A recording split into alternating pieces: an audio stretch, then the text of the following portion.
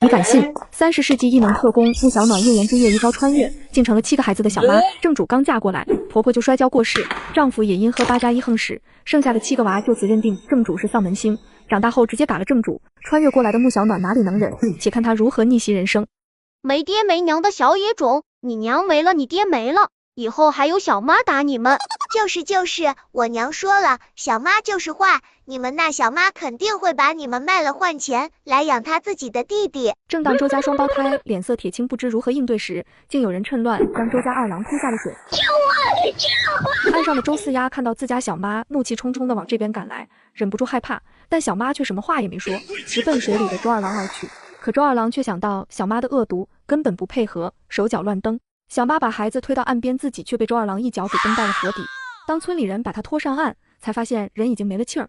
好人不长命，祸害1000年，使了就使了，少一个人吃饭，我们还能多吃点。目睹了全过程的周四丫有点于心不忍，看向自家大哥，他好像是为了救二哥，大哥他是不是死了？穆小暖狠狠吐了几口水，猛地睁开眼睛，脑子里的记忆一下全涌了进来。我这是穿越了吗？还是个小妈？我记得书里周家这几个崽子长大后不仅没孝敬穆大丫，还觉得是他害了他们的爹娘奶奶，得势后直接把穆大丫弄死了。什么救我？我看他就是单纯想不通，是也要拉我做垫背，要不是大哥出手，我才真的是挂了。穆小暖听了这话，顿时火冒三丈，突然拾起一根细藤条，狠狠地调教周二郎。这白眼狼果然是从小就坏透了，今天不好好教训这些小白眼狼一顿，我就不是你们小妈。你这个恶毒的女人有什么资格打我？呵，资格？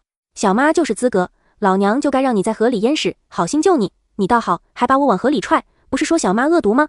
正好，我就恶毒给你们看看。周大郎看着弟弟挨打，立马跑过来抱住弟弟，本以为小妈会停下，可谁知穆小暖下手却是更狠了。你干什么呢？怎么还打孩子呢？你这妈怎么当的？孩子做的不对，好好教育就是，怎么能动手呢？说话的正是村长。村长看到这几个孩子也是头大白脑壳。刚才这孩子可是要我使，这养不熟的白眼狼，谁稀罕谁带去养。老娘不欠你们几个小兔崽子，更不欠你们周家。文生家的话可不能这么说。别，我可没有正式进门，叫我穆娘子。你是我奶奶花了10两银子买回来的，奶奶说了，在我们家你不过就是一头牛马。你还好意思说，给你脸了是吧？10两银子有5两都是借的，老娘心好，又是干活又是办后事，没占你们半点便宜。正主10两礼金都被自己亲弟弟骗了去，2场丧事办完才知道周家还有5两银子的外债。正主下地收割，交完赋税后没有多余的口粮不说，还有一群只会开口吃还不贴心的小白眼狼。我最后再说一次，你们的娘是生孩子嘎的，不是老娘害的。我过来的时候，你们娘都下葬好几天了。哼！穆小暖说着，视线朝那些长舌妇身上看去。那些乱嚼舌根子的也不怕肠穿肚烂，说我这个小妈歹毒，你们心肠好，那就把孩子接你们家去。别以为我不知道你们是谁。村长对上穆小暖犀利的眼神，本想阴阳怪气一下，但最终还是改了口。文生的事和穆娘子没有关系，你们再瞎说闲话，就去祠堂跪着，知道了吗？大郎二郎，去给你们的娘跪下认错。可别，我就是个小妈，受不起这大礼。村长不如替他们周家给我放休书，让我自个归家去。回家是不可能了，那个家里有了女主人也容不下我。但是为了以后不背粮食去，我得正本清源，将一些流言从根部消除才行。大郎二郎还不给你们娘道歉，难不成你们真的想成没人管的孤儿吗？有娘才有家，她不是我娘。行了，我这心也是被伤透了。村长你也看到了，不是我这个小妈想走，是他们容不下我。这孩子也是一时没了亲人，所以钻了牛角尖。这样，穆娘子先回家休息，我这个当伯伯的好好说说他们。浑身湿哒哒的，确实不舒服。这里几个孩子，他看都没看一眼，就直接回去了。行了行了，其他人该干嘛的干嘛去，还在这里看什么？来来来，你们兄弟几个都过来。村长伯伯，我们错了。我看你们根本就不知道错哪了。你们爹娘奶奶的死跟人家八竿子打不着干系。再者说你们家那么穷，你觉得你们小妈能占到什么便宜？我们有3间房子，那3间破房子再不修整，人都没办法住了。我们还有2亩地，你倒是清楚，可你们那么多人，吃饭都不够，更何况你们现在是能种地还是能挣钱？小妈虽然嘴巴毒了点，但你们也没饿死，除了今天，之前打过你们吗？周大郎再不想承认，也不得不点头。小妈早出晚归的，总能带点吃的回来。你们自己回去好好想想吧，想通了就去给你们小妈认个错，有那功夫去仇视，还不如学着怎么种地，怎么赚钱。谢谢村长，我们真的知道错了，现在就回去跟小妈道歉。啊，对对对。另一边，穆小暖见家里实在没有粮食，就直接去了山里。让我看看穿过来后还有没有异能空间。穆小暖心念一动，竟打开了异能空间，却发现里面空无一物，之前自己说的那些物资全没有了。不是吧？没东西也就算了，原本广阔的空间怎么也变得这么小？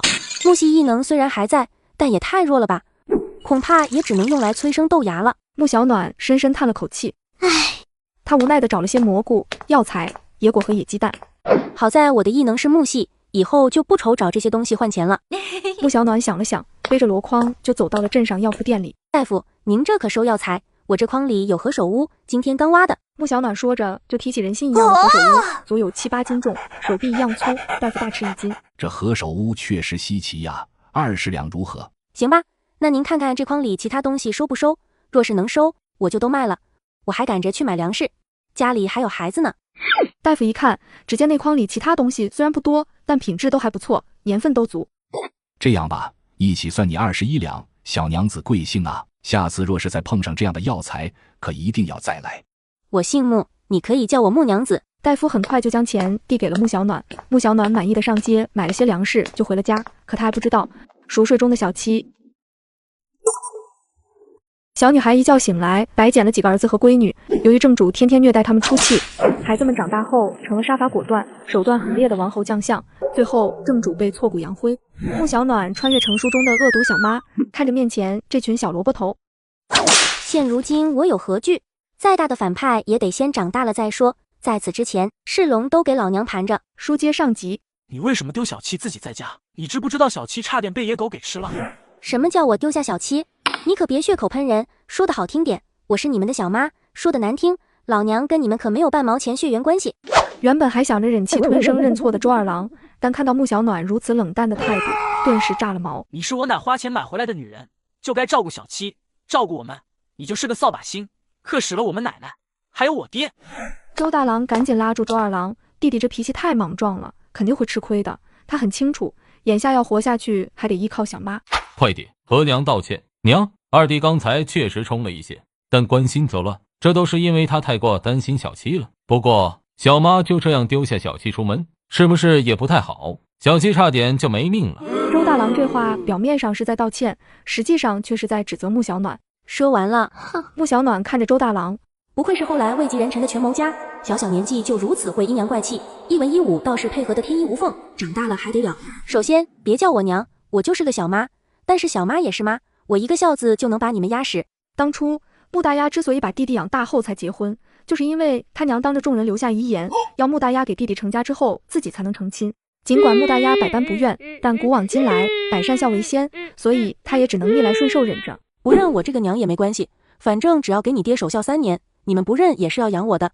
这个家所有的银钱都拿去办丧事了，现在你们连吃饱饭都是问题，庄稼也是我出力收回来的。还有别忘了，你们家还欠着饥荒，也不知那2亩3分地够不够赔给人家。穆小暖的话字字珠玑，周大郎听得眼里都是阴郁，小手不自觉地握紧了。想把我家的地给别人，门都没有。既然你们已经打好主意，那我也不废话，不如就请村长族老过来主持公道，把这个家清算得了。谁赞成谁反对？怎么，你们不会是不敢吧？他们的确不敢去，毕竟村长的话还在脑中回荡。权衡利弊后，周大郎拉着弟弟跪了下来。毕竟这个家确实没有粮食了，就连小七喝的那点米汤都是特意留的，况且家里还欠着饥荒，想要借粮根本不可能，否则村长也不会让他们无论如何要把小妈留住。娘，我们错了。现在知道错了，这个娘我可担不起，叫我小妈。你们记住了，我穆小暖只是你们的小妈，就这么简单，不要期待我会将你们当成亲生的，毕竟我也没想过要你们把我当亲妈看待。哼！穆小暖撂下狠话，周家其他几个孩子虽然不知道为什么，但是看着哥哥跪，他们也一同跪了下来。吃了老娘的粮，就得给老娘干活，谁要是提起裤子不认人，那就别怪我心狠手辣，把你丢山里喂野狗去。现如今，穆小暖并不怕这些小崽子耍心眼，但是想要给自己添堵，那就看谁手段更高明了，等着来自小妈的毒打吧。从今天开始，你们的衣服自己洗，家务也归你们做，还有我不喜欢脏兮兮的，谁要是身上长了跳蚤，我就给他把头发剃光了。穆小暖有洁癖，卫生这一点是穆小暖最忍受不了的。老大、老二、老三负责做饭喂猪，老四看着小七，顺便带着老五老六在家里收拾卫生扫地，白天老大老二老三都给我下地干活，别偷懒，否则一个人偷懒，所有人受罚，法不责众，在我这里可不管用。农村的孩子早当家，但是周老太婆太过宠溺孩子，儿媳妇在家里当牛做马，孙子孙女只会坐享其成，只有老四这丫头有点良心，会带着弟弟妹妹干点活。真好，我们不会做。从今天开始，你们的衣服自己洗，家务也归你们做，还有我不喜欢脏兮兮的，谁要是身上长了跳蚤，我就给他把头发剃光了。穆小暖有洁癖，卫生这一点是穆小暖最忍受不了的。老大老二老三负责做饭喂猪，老四看着小七，顺便带着老五老六在家里收拾卫生扫地，白天老大老二老三都给我下地干活，别偷懒，否则一个人偷懒，所有人受罚，法不责众，在我这里可不管用。农村的孩子早当家，但是周老太婆太过宠溺孩子，儿媳妇在家里当牛做马，孙子孙女只会坐享其成，只有老四这丫头有点良心，会带着弟弟妹妹干点活。我们不会做。不会做就给老娘学，怎么有人天生就会吗？白吃白喝老娘的，老娘不怕你们养老，你们倒想抱着我连骨头都给啃了。不干活是不可能的，穆小暖没有一点用童工的罪恶感，她绝不容许这些小兔崽子从小就只会啃老。去烧火，现在就开始学，老娘是不会白养你们的。为了避免浪费食物，就先从煮粥开始，多放水少放粮食，至于粮食多少，我每日会计算好拿出来。正说着，穆小暖便将粮食拿了出来，她没有放在地上，而是直接绑在了房梁上，除非他们能够将桌子推过去，再把凳子叠罗汉那样堆高，否则拿不到粮食。色那么多干嘛？去山上捡柴火不要力气的吗？周大郎看穆小暖咄咄逼人的样子，只好乖乖地将柴火拿出来一些，然后用火石点火，火石擦了好几次才点燃，结果还没放进灶里，就烧到了周二郎的手，连忙丢了出去。小妈多少有些不耐烦，怎么就这点本事，火都点不燃，还准备烧厨房？你说你们有什么用？周二郎指尖都烫起来一个水泡，坐骨神经也还疼着，委屈的不得了，但是又不想在小妈面前丢丑，一生要强的二郎只能强忍着眼泪。行了，怎么点火我也教你们了，现在往锅里添水，再把米淘了，水烧开后把米倒进去就行，我还有事要出去一趟。厨房里没有了小妈的身影，周二郎再也没能忍住，眼泪哗啦啦的掉了出来。哥，我们为什么要做？把他赶走不行吗？从小到大娘亲都没有动手打过我们，她一个后妈凭什么这么对我们？小声点，别让小妈听到，再忍一忍，谁让我们还太小？我们先将这些仇都记住，不是不报，是后未到。若是她一直这样对待我，将来她也别指望我们给她养老。你说你们还能干啥？粥都能煮糊。穆小暖看他们哥俩的眼神，在周大郎看来就如同看废物一样，心里更加阴郁了。我现在把粥都盛出来，你们俩去把猪草剁了放锅里煮，猪没吃上饭，你们也别想吃。穆小暖端着饭配着薄饼，自顾自吃了起来。七个孩子眼巴巴看着他，丝毫没有半点不好意思。四丫头懂事的安抚妹妹说：“小妹乖呀，小妈辛苦一天了，先吃饭，咱们等着大哥喂好猪再一起吃。”不一会，周大郎就把猪草剁完了，终于可以吃上饭。虽然粥糊了一些，但丝毫不影响他的胃口，毕竟忙活了一天，空落落的肚子也不敢再挑三拣四的了。你们吃完饭必须洗澡，谁要是不洗澡，不许进屋睡觉。还有，记得把碗洗干净。穆小暖丢下一句话，自己就进屋睡觉去了。这一晚睡得格外的好。大哥、二哥，小妈说让你们做早饭，要是不会做，咱们就都饿着。小妈交代我了，粮食已经放到锅里了，只要加水把米煮烂就可以了。什么？今天还要我们做饭？不行，我要去找他。周二郎这二五仔迟迟一饱睡一觉，又有力气了，好了伤疤忘了疼，他刚要去就被周大郎给拽住了。弟弟，你别胡来，现在最重要的是留住小妈，知道了吗？不就是做饭吗？小妈能做的我们也可以做。周大郎知道弟弟是个钢铁直男，说话做事不过脑子的。现如今家里要是没有了小妈，那些所谓的亲戚就会来瓜分他们的家，到时候就真的没有家了。可往往越担心的事就越会发生，不久之后他们就会亲身体会到歹毒亲戚的心狠手辣。你敢信？30世纪异能特工穆小暖一年之夜一朝穿越，变成了7个孩子的小妈。正主刚嫁过来，婆婆就摔跤过世，丈夫也因喝8+1横死，剩下的7个娃就此认定正主是丧门星。长大后直接打了正主。穿越过来的穆小暖哪里能忍？且看他如何逆袭人生。不行，太过分了，我要去找他。不要胡来，你忘了我们要留住他了吗？不就是做饭吗？小妈能做的我们也能做。弟弟你去淘米，我来烧水。当水开后，米没有浮起来，眼看差点又要糊锅，还好四丫头及时过来搅动，哥俩这才松了一口气。要不然再煮糊了，肯定免不了小妈一顿毒打。大哥，粥熬好了，你先盛碗米汤给小七喝，咱们等着后妈一起吃。穆小暖从外边回来之后，看到锅里没有糊的粥，满意的点了点头。看来这几个崽也不是太蠢嘛。一会儿吃完饭，除了四丫在家带小七，其他人都给我下地干活。不一会儿，一家人就到了山地里。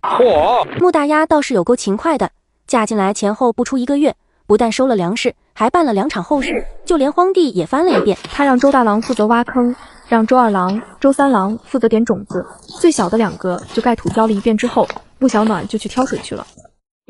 村里的人看到穆小暖挑着桶离开了，留下5个孩子在地里忙，又开始嚼舌根了。哎呀，怎么有这种后妈，小小年纪就逼你们下地干活？这后娘不愧是后娘，当初你们亲娘还在的时候，可舍不得让你们兄弟下地，现在就这么压榨你们，以后还不知道会怎么对你们呢？你看看这二郎都晒黑了。周家兄弟抬头，一开始跟他们煽阴风点鬼火的就是这黑丝，挑拨离间，让他们觉得亲妈是被小妈害死的。这黑丝人是周二狗的娘。周家兄弟还没忘记他家二狗把二郎推下水的仇。王大娘真是咸吃萝卜淡操心，你不说话，没人把你当哑巴。我们还要种地，别来烦我们。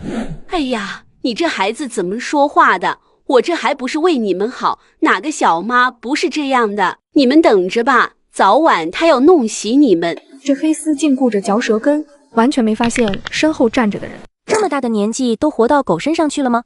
后妈不是妈，既然这么可怜他们，不如你接你家去养。我这个后妈什么都不好，他们几个小崽子跟着我只有吃苦受罪的份，我把他们7个都给你送去，让大娘你好好疼他们，如何？你要是觉得我在胡言乱语，我可以去找村长来做个见证。哎呦喂，吓死我了！你是鬼吗？走路没有声音，谁要养他们啊？真是晦气！王大娘被吓得不轻，虚张声势地叫嚷了一句，然后快步离开。穆小暖可不是好惹的主。周大娘，你别走啊，我话还没说完呢。穆小暖调皮的大声地喊了一句，王大娘心里却是更害怕了。看什么？继续种，冬天就要来了，不多种点饿死你们。家里的鱼叉在哪？穆小暖心想，反正都要去河边挑水，那自然可以顺便去看看能不能插点鱼打打牙祭。在柴房的草堆里，你们将这一块地种完，不种完，中午不许吃饭。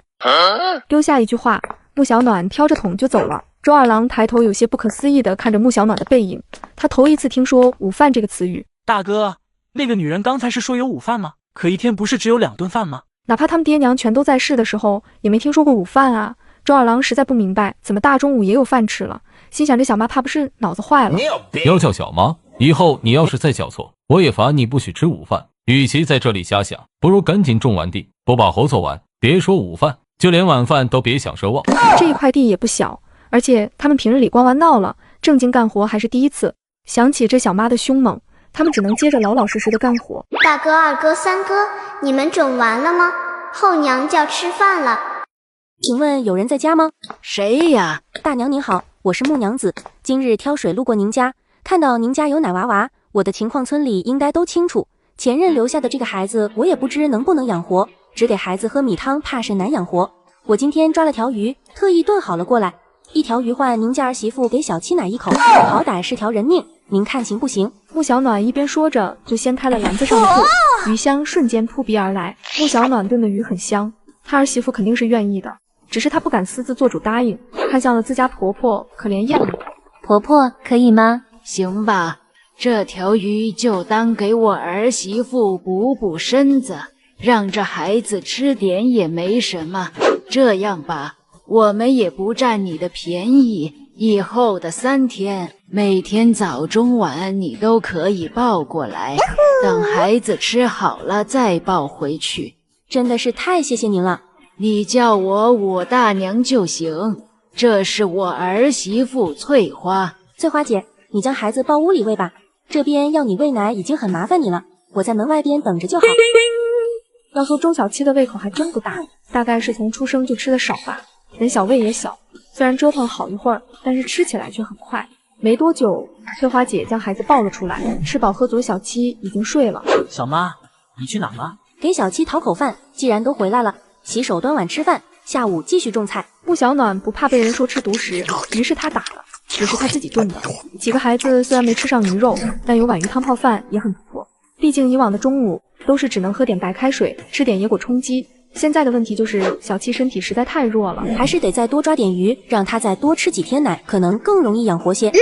木娘仔，这是去哪里啊？前任留下的那个娃娃还不满2月呢，武大娘家刚好也有个奶娃娃，我去给孩子讨2口奶吃，养大了多少也能换点礼金，这些就当我先投进去的。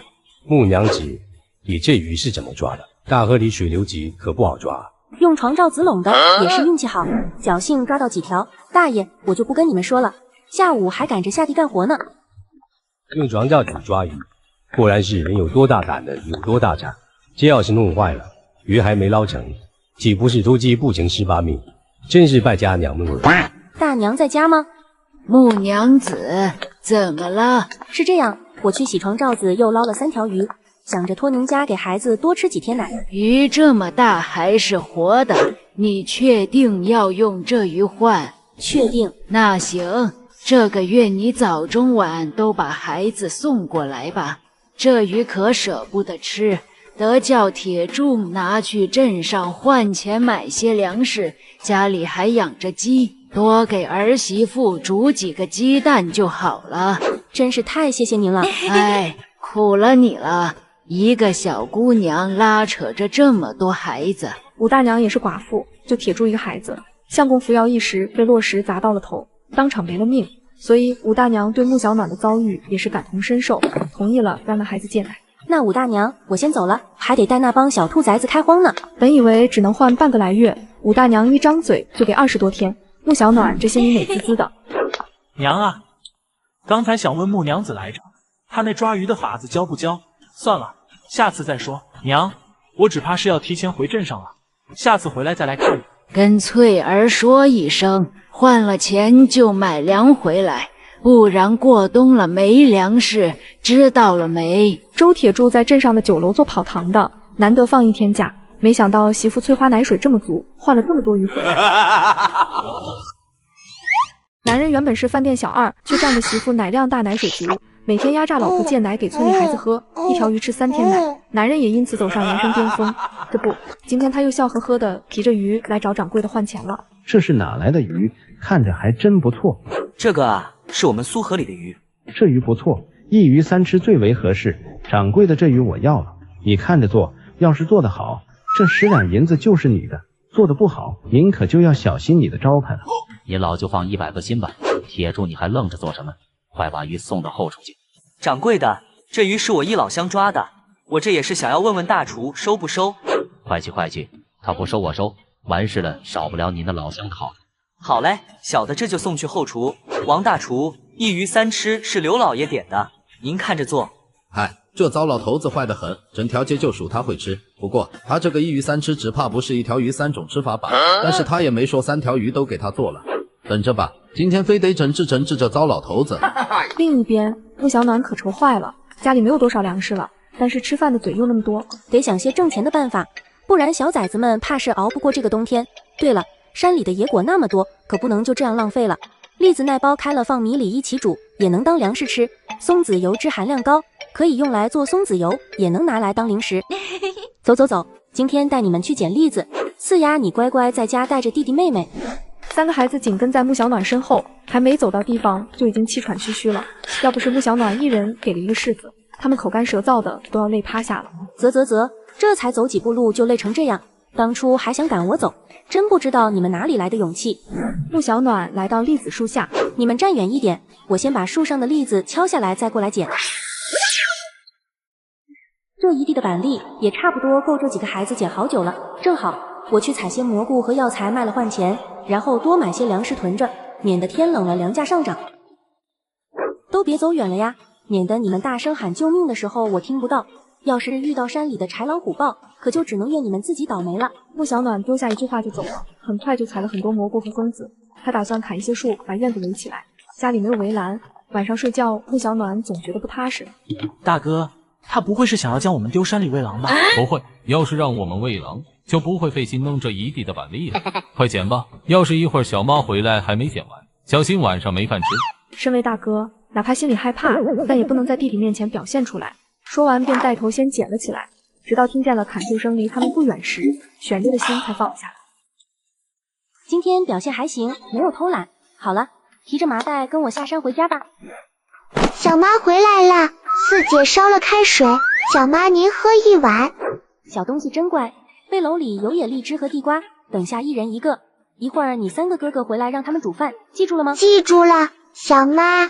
你们乖乖在家不要出门，我把小七送去武大娘家。对于听话的孩子，穆小暖总是母爱泛滥，好说话一些。不过该指使的他也不会心软，打1巴掌再给颗糖，我就不信拿捏不了你们几个小不点。王大厨，我订的可是3条鱼，怎么就这1条？一鱼3吃味道确实不错，但你这偷工减料的也太明显了。刘老爷，这你就不懂了吧？浓缩才是精华。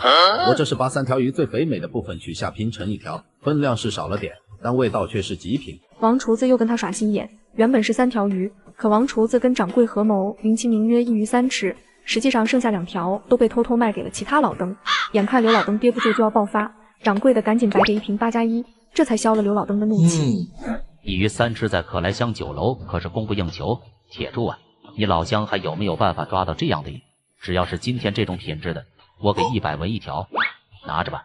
这100文是给你的赏钱，以后好好干。这鱼可不好抓，不过既然掌柜的话都说到这份上了，小的一定尽力而为。那你现在就赶紧回去，别让好白菜被猪拱。行。男人原本是饭店小二，却仗着媳妇奶量大奶水足，每天压榨老婆借奶给村里孩子喝，1条鱼吃3天奶，男人也因此走上人生巅峰。接上集，你现在就赶紧回去，别让好白菜被猪拱了。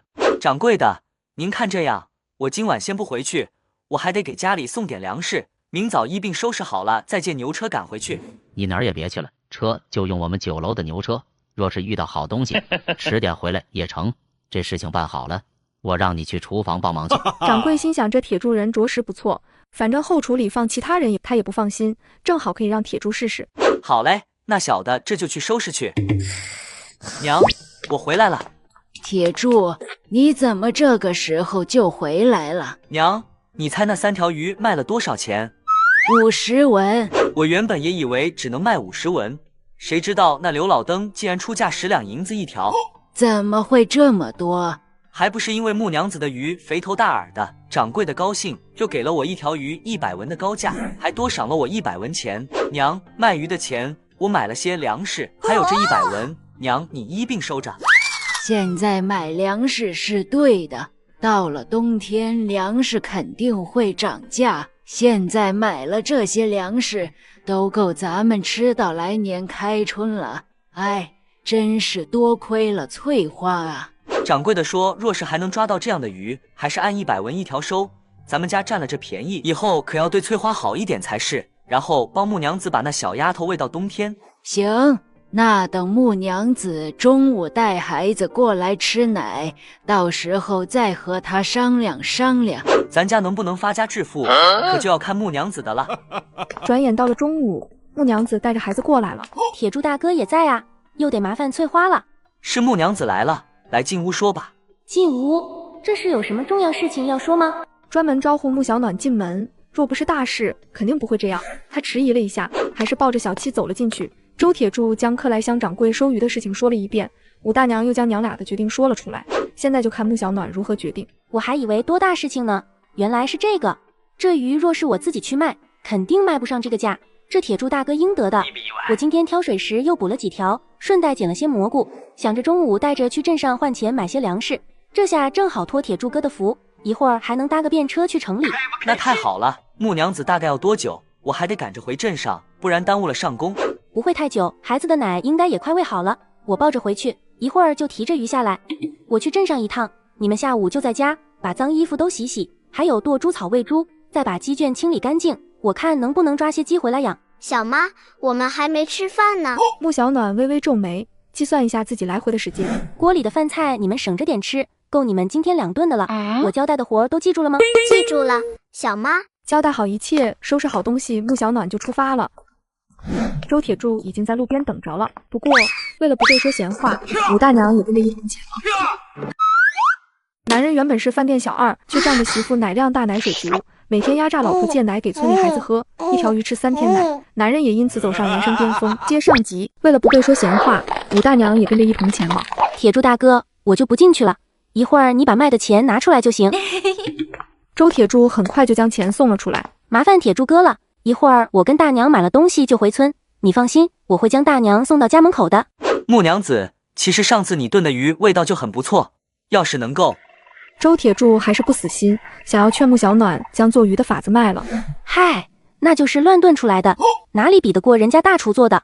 铁柱哥就别说了，武大娘咱们还是赶紧吧。穆小暖跟着武大娘买了布匹和粮，然后去了杂货铺，又买了不少需要添置的东西，这才往家里赶。娘，一会您可要拿出做长辈的架势来，一定要将那小贱人给压住了。听说那个小贱人还很泼辣，一会不可莽撞，看我眼色行事。知道了。眼前两人是7个孩子的舅舅和姥姥，牛来才今天特意领着自家老娘来这姐姐家。之前周家去报丧，说周牛是嘎了。原本牛老太婆想着用女儿的喜来拿捏周家，给自己钱财，结果周牛氏生的是个丫头片子，周老太婆也还活着。牛老太婆不仅便宜没占到，还差点领着个丫头片子回去，她因此恼羞成怒，放狠话说两家自此断了来往。牛来才在赌坊欠了债，家里拿不出来，于是想起了去世的姐姐留下的几个孩子，娘俩儿在家一番商量后，决定把周云生后娶的穆大丫给赶出去，然后把孩子卖了，霸占周家。姥姥舅舅，你们怎么来了？哎呦，我可怜的外孙，你们的小妈呢？怎么能让你们干这活？姥姥这就去给你们讨个公道。牛母十分会做事，上来就一脸心疼地搂住了周二郎，这个小子最憨了，最好骗。姥姥，你跟舅舅怎么才来？我都要被小妈打死了！你看，你看，我腿上这些都是小妈打的。周二郎连忙告状，从前奶奶跟姥姥不对付，但是现在奶奶没了，爹娘也没了，比起后妈，这个姥姥似乎变得更亲近。周二郎被人搂住，想也不想的就开口，殊不知姥姥才是那个要命的主。这个黑心肝烂心肠的，敢打我外孙，大牛一会好好教训他。牛母在院子里叫嚣着，牛来才则在四下观察里，可是就是不见人出来。大郎，你那后妈的不在家里吗？小妈出去了。姥姥、舅舅，你们为什么现在才来？你这孩子是在怨姥姥跟你舅舅吗？姥姥知道你娘没了，大病了一场，这不好了一些，就立即赶来看你们了。这次来就是想要将你们接去牛家村，免得你们再被小妈给虐待了。牛母话音一转，就提出将孩子带走。牛来才立刻秒懂老母的意思，连忙跟着附和道：哎，对对对，这次来就是要带你们娘家，有舅舅在，怎么都会把你们拉扯大。现在就收拾东西跟舅舅走，你们舅妈在家做饭呢，盼着咱们回去。现在不走还等何时？正好人贩子也约好了，原本还以为要大闹一场，没想到那小贱人不在，真是天助我也。大哥，我们跟姥姥走吧，我讨厌小妈。周二郎还记恨着以前自己挨的打，当初奶奶可说过不要跟姥家来往，娘没的时候姥姥都狠心不来，你还指望她能对咱们好吗？牛母见状大惊失色，这老大年纪不大，心眼却不小，看来得想个办法哄哄他们。哎，有量！牛母不舍得将怀里的糖拿了出来，这原本是想要哄自己小孙子的，现如今舍不得孩子套不住狼，不得不拿出来。大郎、二郎，快过来舔舔嘴，这些日子苦了你们了。你们跟着舅舅先回家，姥姥在这里等着你们小妈，替你们好好教训她一顿。牛母将糖色揽在孩子嘴里，眼见另一对双胞胎也想吃，又忍痛拿了2颗出来。还是这2对双胞胎长得好，能卖上好价钱。早知道那小娘皮不在，就该直接将该溜子带来，这一下也带不走7个孩子。甜甜的味道在嘴里化开，就连心思缜密的周大郎眉眼都忍不住伸展开。牛母见状，心头一喜，东西也别收拾了。大牛，你先带大郎、二郎还有5郎、6郎回家，娘在这里看着，一会儿你让媳妇过来，你就在家照顾好几个孩子。牛母使了个眼神，牛来才立即意会，刚刚吃了糖，4个双胞胎对这个舅舅放下了戒心，居然就这样跟着走了。而此时在割猪槽的老三还浑然不知家里发生了什么。爸爸鸡，一人一串的爸爸鸡。嘿嘿，来的正是时候，走走走，舅舅带你们去买钵钵鸡。有坤吃了，太好了。老板，来4个钵钵鸡，老规矩。好了，来客了，4个钵钵鸡。小推车背后突然走出来几个大汉，将2对双胞胎迷晕后塞到了车里。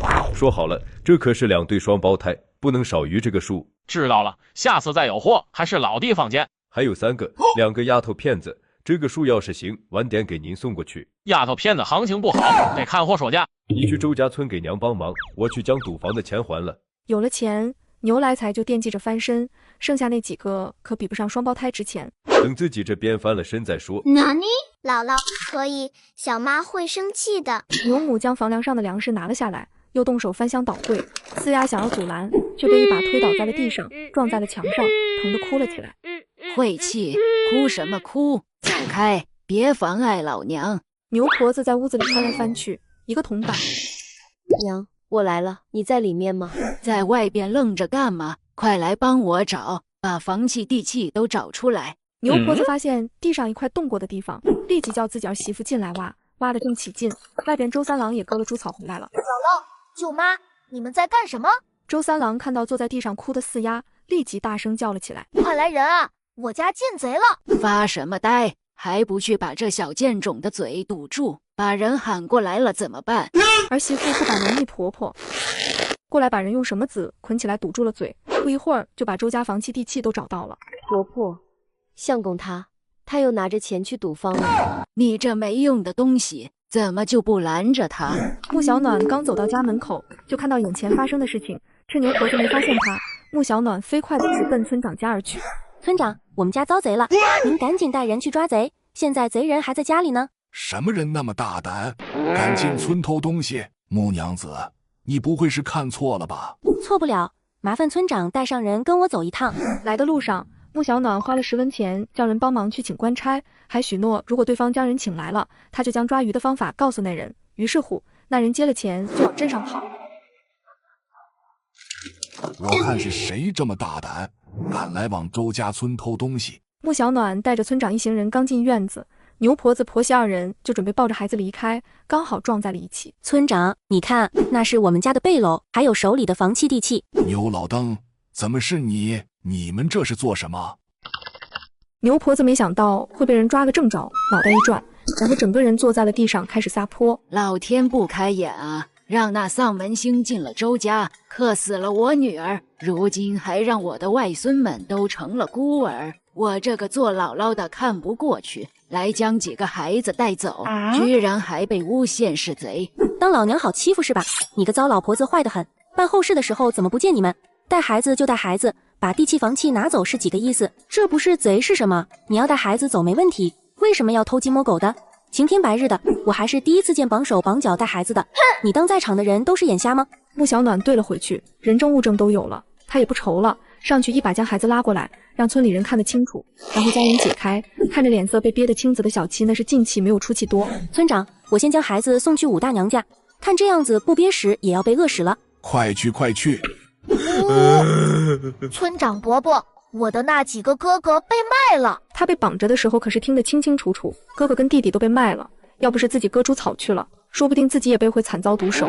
周家村的孩子什么时候轮到牛家做主了？还说周大郎他们呢？村长这个时候也发现家里少了4个孩子。不知道别问我，他们不听话，我这个做姥姥的教训他们又怎么了？我把他们接家里，自然是要带上他们的口粮被褥什么的，这有什么错？就是被你们卖了，哥哥弟弟都被卖了。果然是让小妈教坏了。牛婆子瞪了一眼，伸手就要教训小老三。这里不是你牛家村，更不是你家，老实交代人去哪了，不然就送你报官。你们可别冤枉人，我只见过眼见这几个孩子，别的可没看见。大不了这些东西我们不要了，好心帮忙照顾孩子，还错了不成？走走走，这孩子我们不养了。牛婆子甩下东西就要走，周三郎想也不想的冲了过来，把牛婆子撞倒在了地上。哎呦，我去，我这把老骨头！完了，叫人！叫人啊！你这个小妈养的小贱种，就是把你卖了，也是你活该。穆小暖见小七只剩一口气，赶紧用异能抢救，孩子气息瞬间就强了不少，这才把孩子送到了武大娘家。大娘，我家招贼了，小七先放在你家，等我忙完后再来抱走。穆娘子，孩子放在我这里，放心，你快回家看看去吧。谁报的警？我，这些人闯入我家，还将家里的几个孩子卖了。若不是我回来的早，估计这几个孩子也不剩了。这是说的什么话？这人怕不是小妈吧？他们卖孩子倒是没什么，抢我的吃食就不太好了，还把家里翻得乱七八糟的。我怀疑这个家的房契地契都让他们给翻走了。毕竟我进这个家门的时候，东西可没落到我手里。捕快直接上手去搜，一个眼神就知道这人是不是真的做了，精准的将房契地契给拿了出来。村长来一下，确认一下是不是周家人的，要是没错，由我就带走。对，这是周家的地契跟房契，麻烦大人了。捕快来得快，走得也快，人证物证俱全。县衙里还有别的事情，最主要是穆小暖给了100文钱的辛苦费。至于找孩子的事情，一时半会也找不到。村里人见穆小暖不慌不忙的，想到周家的2对双胞胎这么可怜，忍不住又开始嚼舌根了。小妈就是小妈，她才不会花钱去找孩子呢。穆小暖知道剧情，自然不着急，倒是家里这3个不安顿好，可比那4个要凄惨得多。四丫摔了一跤磕了头，脑震当时没跑了。周三郎这假小子还好些，但是也遭了罪，小的那个就更不用说了，差点被捂屎了。小妈为什么不去救哥哥他们？周三郎倔强地开口，他虽然总是被忽视，但是哥哥对他一直不错。怎么救？你知道他们去哪里了吗？官府将人带走了，自然会审问，而且人卖了，是你有钱还是我有钱去赎人？怎么你觉得哥哥重要，妹妹就不重要了吗？因为消耗太多异能，穆小暖身体很虚弱，必须吃点东西才行。他开始点火做饭，直接来个饭菜一锅焖。周三郎愣在原地，看着自己被小妈包扎好的手跟膝盖。要说小妈不好，小妈也没有不管他们；要说小妈好，小妈又对他们很冷漠。在家看好你的姐姐妹妹，我出去找人，不知道什么时候回来，饿了就自己去锅里舀了吃。周三郎看着走进夜幕里的小妈，眼泪吧嗒吧嗒的掉了下来。牛兄弟怎么不继续了？手气正好呢。不了，家里老娘还等着呢，明天继续。牛来才不仅还了钱，还赚了几两银子。要不是肚子饿了，他才想不起来自己的老娘跟媳妇。刚走到小巷里，突然一个麻袋套在了牛来才的头上，挨了几下闷棍。他身上的钱被搜刮干净之后，丢在了衙门面前。而另一边，昏暗的屋子里，一个小女孩睁开了眼，高热导致的脑袋昏沉让她不适，却也慢慢的看清了周围的环境，然后陷入了沉思。我这是重生了吗？这次的货着实不错，尤其是这2对双胞胎，等送到南馆去，转手就能赚上一笔。可惜了，这一对小了点，明天早点将人都送走。我们在这里已经停留很长时间了。好，我去弄些韭菜回来。这天开始冷了，正好给大伙补一补。跑了这一趟，怎么也得到明年再来了。房间里的女孩等拍花子走了，再次睁开了眼。原来我这是回到了被拐的那一年。因为树姐嫉妒她的美貌，设计让王英跑丢，最后被人拐走。而王家即将面临抄家、流放和问斩，虽然他逃过了此劫，但是最后还是被卖到了青楼。既然我重来一世，那就要将一切掌控在我自己手里。当他环顾四周，发现墙角多了4个昏迷的男孩，和前世情景一模一样。不行，这一次我必须逃出去，否则上了船就没机会了。穆小暖趴在墙头上，看着在屋外喝酒喝得正高兴的拍花子，至于屋子里的具体情况并不能看到。还好对书里的剧情了如指掌，要不都找不到确切位置。人贩子太会选地方了，这也太偏僻了。想想怎样能在最快的时间去报官。有了。谁呀？这大半夜的，来了。我是之前来卖何首乌的，我发现了一伙拍花子，就在灵山镇最西边大榕树旁的小院里。他们现在在喝酒，明天就要走了，可能还有接应的人，我现在还要去守着，麻烦老板派个人帮忙去报个官。是你啊，穆娘子，你说的是真的吗？自然是真的，谁没事报假案？我是哪里人？你又不是不知道，骗你，你还能不报官抓我？那好，我让药童去报官。当穆小暖回到拍花子的窝点时，恰巧听到他们在商量撤离之事。可惜我的异能才恢复了一点点，怎样才能把他们留住呢？穆小暖脑子里灵光一闪而过，躲到角落里，从空间里翻出2颗草药，小心地摸进了院子，然后将草药喂给了马吃。终于出来了。穆小暖亲眼看着拍花子将2对双胞胎给抱到了马车上，原本想要等着拍花子将人都抱出来之后再出手，没曾想一个小女孩突然从马车上跳了下来，一头砸到了自己藏身的稻草里。完了完了，彻底完了！王英没想到稻草堆里会有人，她原本是想要借着机会将自己藏起来，等拍花子一走，她就赶紧去报官，结果还是被拍花子给发现了。快抓住他们！巨人想跑。不对，这个不是我们抓来的货，抓住他，绝对不能让他跑了。5个大男人立即围了过来，王英想也不想就躲到了角落里，好不容易重活一世，她可不想就这样死了。我靠，看来只能拼命了。穆小暖手里拿着柴刀挥舞起来，一个虚晃来到马车后，一脚就将堵在这边的男子给来了个爆弹一击，脑袋又被柴刀刀背给砍了一下，最后直接倒在了地上。这具身体战斗力还是不行，以前我可是能以一敌10的。穆小暖狠，但这些拍花子也不是软蛋，打斗中手臂还是被拍花子的刀尖划伤。快点，先把货拉出去，你俩去把那小贱人抓起来，动静别太大，不要惊动了官府的人。穆小暖受了伤，拍花子一拥而上，而穆小暖打不过就跑，找个机会就冲出了院子。也是这个时候，捕快带着衙役来了，看着被追杀的穆小暖，立即上去帮忙。院子里的拍花子听到捕快来了，立刻驱赶马车，结果马就在原地晃动不走。他们都是拍花子，一共5个人。有了捕快的加入，穆小暖也不跑了，朝着之前伤了自己的拍花子就砍了过去。敢伤老娘，不屑你一条胳膊都对不起老娘流的血。捕快看到那断了条手臂的人贩子，忍不住多看了穆小暖几眼。这个女子是个狠人啊！是你让人报的官。是我家那4个继子都在里面，还有几个女子跟孩子，太过分了！为了方便转移，竟然给孩子下这么重的药，看来今天是回不去家了。一夜无眠，都醒了吧？下次别那么蠢了，我不一定每次都能救你们。把这些东西吃了，一会儿该回家了。周大郎看着手里的包子，忍不住掉下了眼泪。这可是他们从小到大没吃过的肉包子，吃完以后，他才注意到这个地方原来是县衙。我能带他们离开了吗？可以了，这是官府给的赏银。那些孩子的家人还没找到，到时候我会将你救人的事情告诉他们。那我不客气了，好歹挨了刀子，有了这赏银刚好补一补。穆小暖说给自己补补，就真的补。到了肉摊子上买了不少鱼肉，还买了几根大骨头熬高汤，临走还多要了几个猪。吃啥补啥，免得几个好大儿不长记性。快看，那不是周家的双胞胎吗？这是让穆娘子给找回来了。